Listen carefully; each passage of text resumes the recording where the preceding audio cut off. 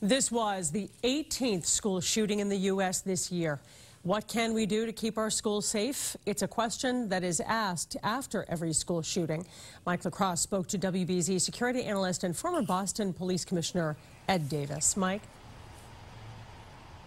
Paul, Ed Davis says training is key and that people should be prepared to respond to someone coming into their own home, school, or business armed with the gun. He says training is also key for law enforcement who are first on scene as they try to prevent the threat any further.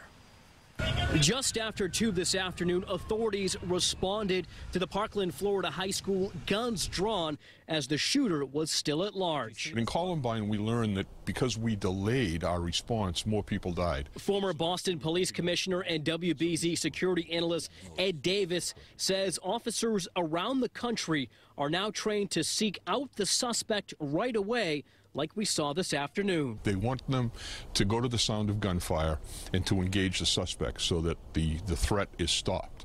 And after that, you can start to worry about evidence and you can start to worry about victims and evacuations. And as those evacuations happened this afternoon, hundreds of students fled the building with their hands above their heads. So the police who are outside don't know who the bad guys are or who the good guys are. They haven't quite sorted out what happened inside, so they treat everybody as if they're a potential threat.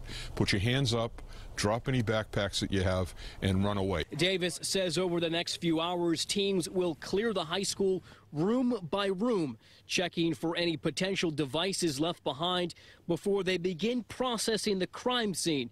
This as investigators simultaneously search the suspect's social media accounts, cell phone records, and interview family and friends. Really trying to get down to the bottom is what motivated this guy, what caused him to do what he did.